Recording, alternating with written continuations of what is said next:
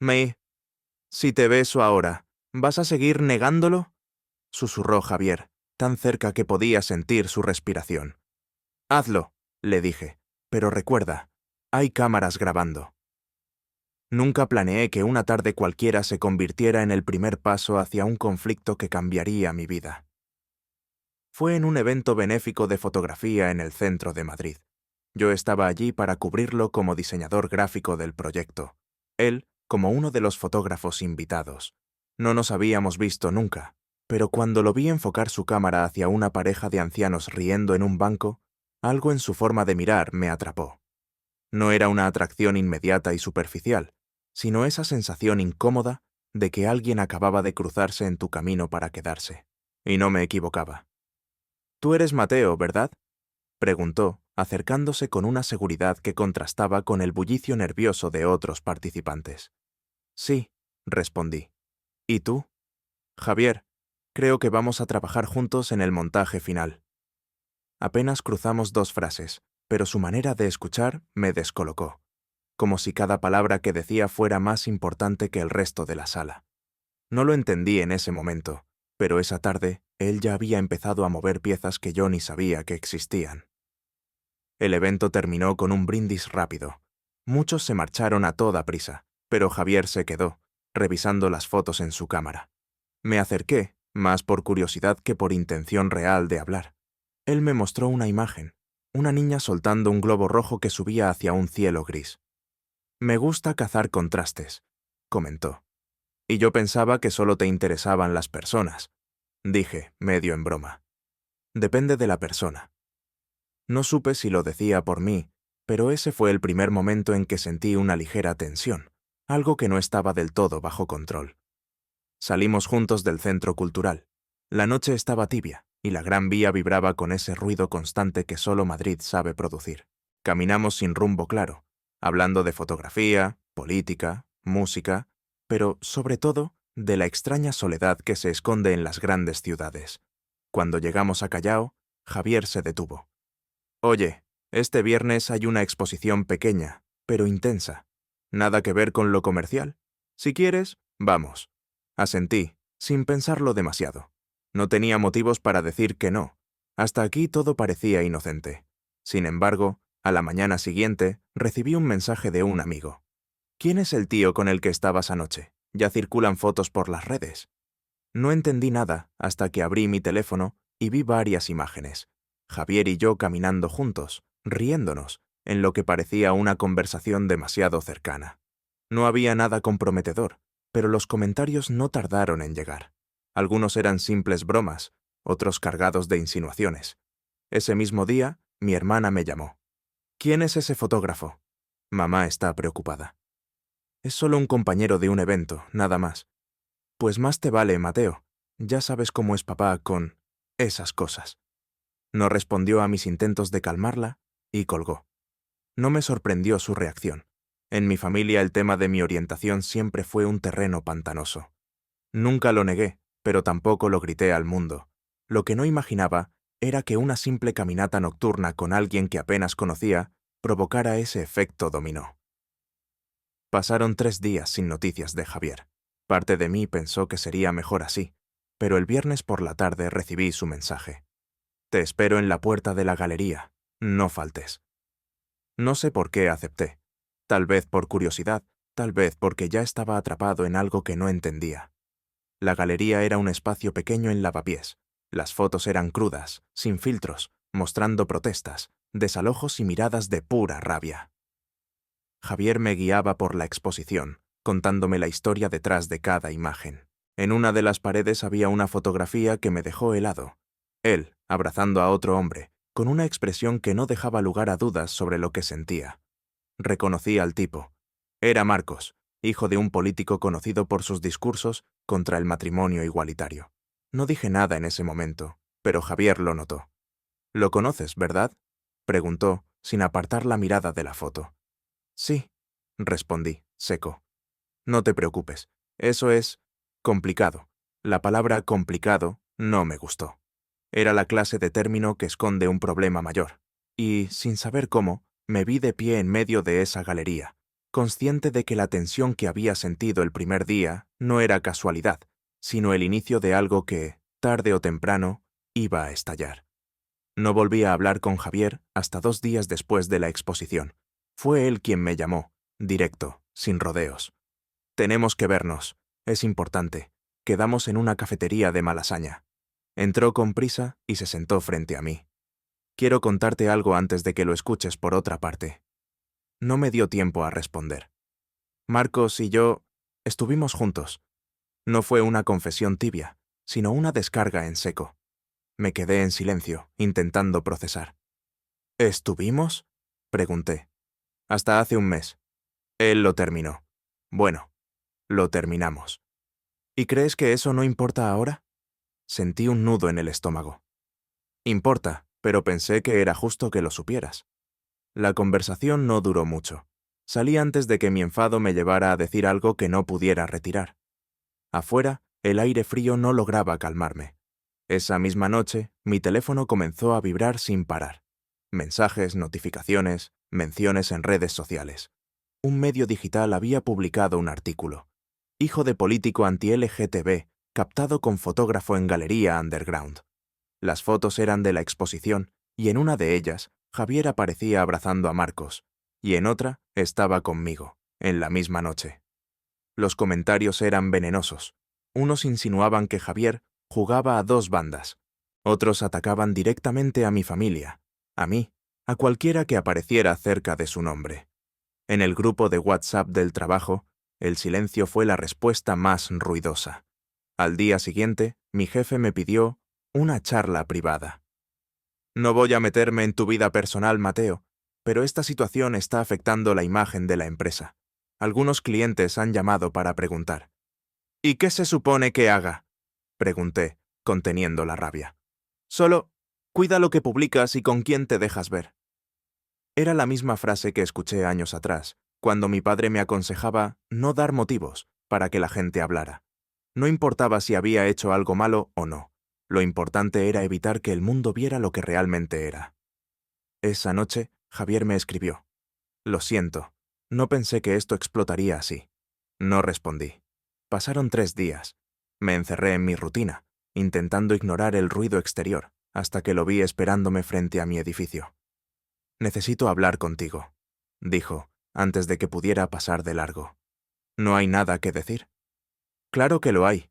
No estoy con Marcos, y no quiero que pienses que lo nuestro, que lo que sea que tenemos, es un juego. Sus palabras me molestaron. No tenemos nada, Javier. Nos vimos un par de veces y ya me metiste en un escándalo. No es culpa mía que la gente saque fotos y haga titulares. Ah, ¿no?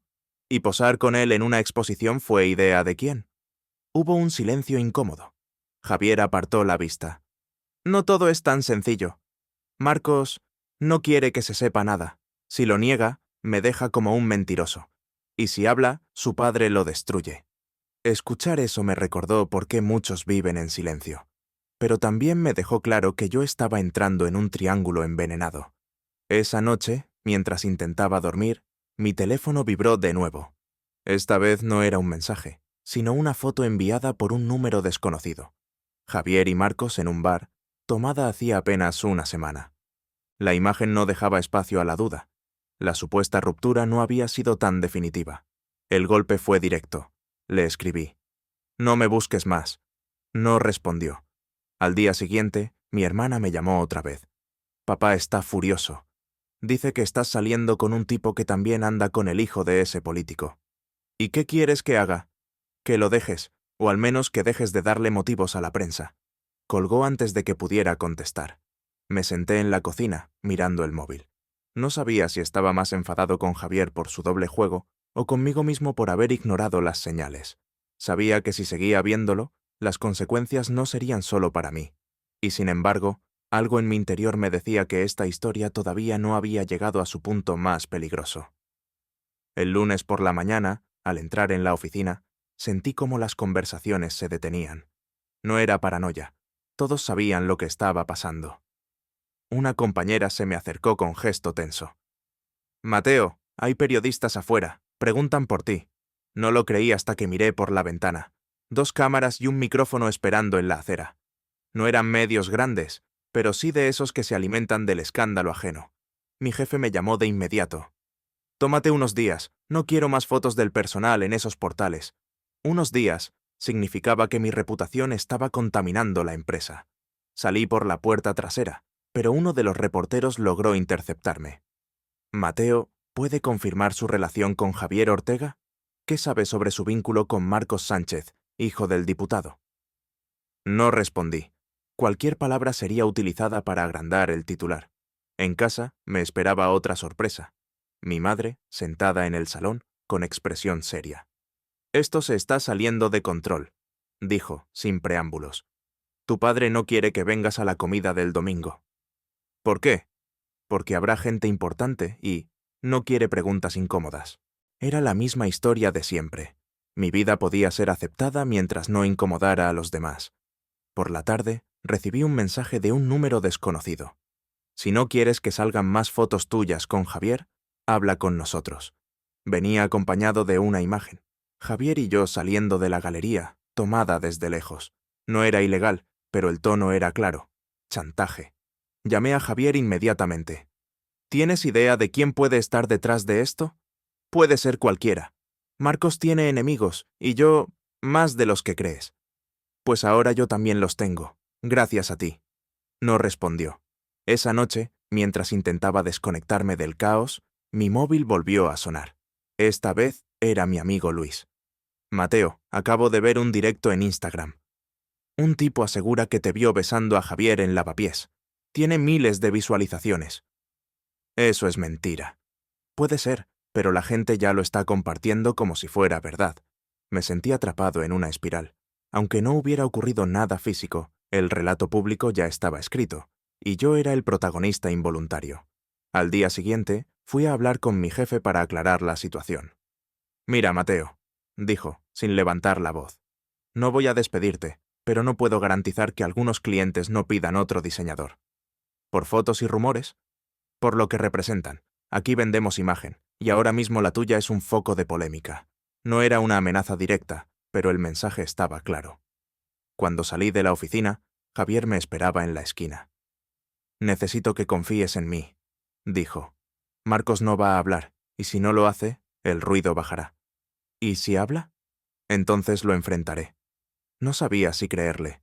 Su seguridad parecía más una estrategia de supervivencia que una promesa. Esa tarde, mi hermana volvió a llamarme.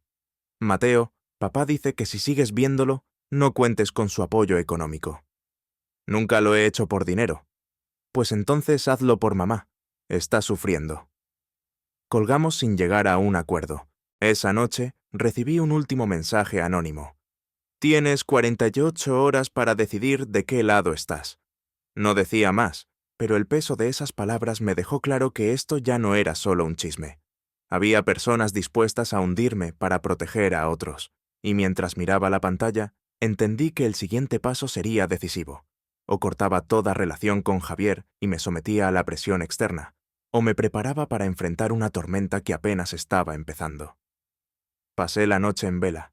El mensaje de 48 horas no salía de mi cabeza. No era una amenaza explícita, pero sonaba como una cuenta atrás. Al amanecer, tomé una decisión. No iba a dejar que me arrinconaran. Escribí a Javier. «Nos vemos hoy. Necesitamos poner todo sobre la mesa». Aceptó sin discutir. Nos encontramos en un parque poco transitado. Él llegó primero. «¿Qué pasó?», preguntó. «Me están presionando para que me aleje de ti. No sé si vienen de tu entorno, del de Marcos o de alguien que quiere destruirnos a los dos». «¿Nos?», arqueó una ceja. «Mateo, yo ya vivo con esto desde hace años. La diferencia es que ahora tú estás en el mismo juego. No me gustó su frialdad, pero tenía razón». «Entonces explícame. ¿Sigues viendo a Marcos o no?» «No, pero él no quiere que se sepa lo que tuvimos. Si se siente acorralado, podría inventar lo que sea para salvar su imagen». Respiré hondo. Si vamos a seguir hablando, necesito la verdad completa. No puedo defender algo que no conozco. «Te la di», dijo. «Lo demás son consecuencias». Antes de que pudiera responder, mi teléfono sonó. Era mi madre. Dudé, pero contesté. «Mateo, tu padre está furioso.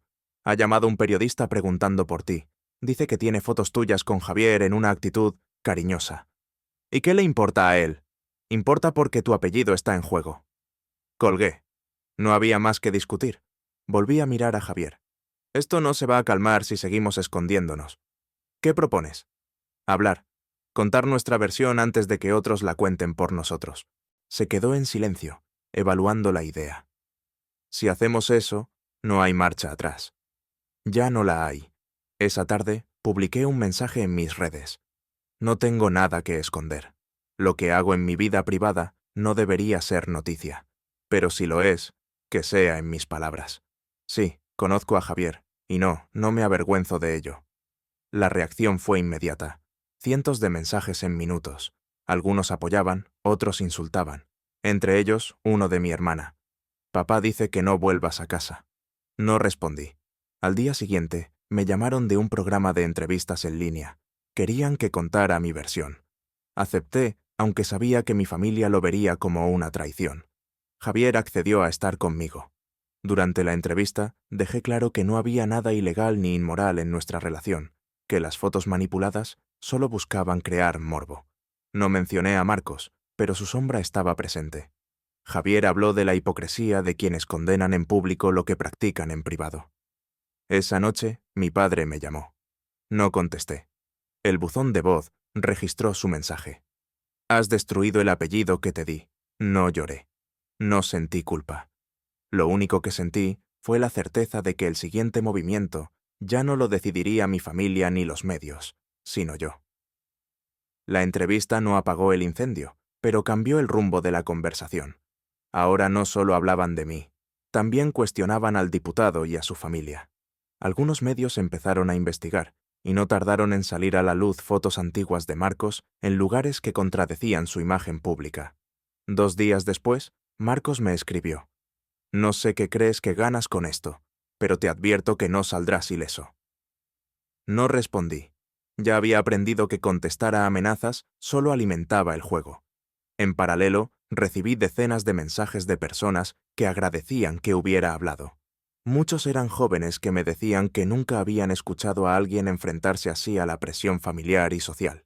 Eso me hizo ver que, aunque mi vida privada estaba expuesta, podía usar esa exposición para algo útil. Javier me llamó una noche. Van a seguir presionando. Marcos tiene contactos y no dudará en usarlos. Que lo haga, no voy a retroceder. Y si te cuesta el trabajo, la familia, todo, ¿vale la pena? Sí, porque ya no se trata solo de nosotros. Al día siguiente, acepté la invitación de una asociación LGTB para participar en una charla sobre visibilidad y acoso mediático. Hablé sin rodeos sobre el miedo, la soledad y la manipulación de la opinión pública. Entre el público había periodistas, y sabía que cada palabra sería publicada, pero no me importó. Una semana después, la situación dio un giro inesperado.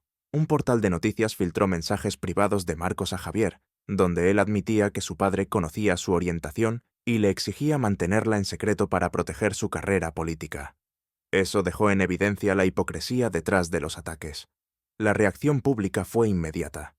Algunos de los que me habían insultado cambiaron de tono. Otros guardaron silencio. Lo importante era que la narrativa ya no estaba en su control. Mi familia, sin embargo, seguía distante. Mi madre me llamó para decirme que necesitaba tiempo.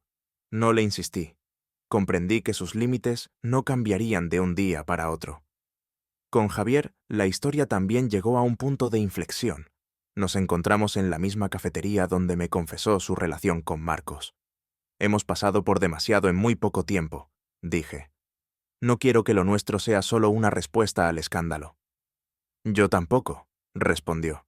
Tal vez necesitamos espacio para ver si realmente queremos lo mismo. Nos despedimos con un acuerdo silencioso. Dejar que las cosas respiraran. No era un final romántico, pero sí uno honesto. En los meses siguientes, mi vida empezó a estabilizarse. Perdí a algunos clientes, pero gané otros que valoraban mi postura. Colaboré en campañas de concienciación y asesoré a jóvenes que pasaban por lo mismo que yo. Descubrí que la independencia no se mide por la ausencia de problemas, sino por la capacidad de afrontarlos sin traicionarte a ti mismo. Mirando atrás, entendí que el escándalo me obligó a romper con un patrón, vivir para que otros estuvieran cómodos. El precio fue alto, la distancia con mi familia, la pérdida de ciertas amistades, pero la recompensa fue mayor. Ahora mi voz era mía, y aunque no sabía si Javier volvería a cruzarse en mi camino, tenía claro que, cuando lo hiciera, ya no sería el hombre que entró a una galería siguiendo una curiosidad pasajera. Sería alguien que aprendió que la verdad incomoda, pero libera.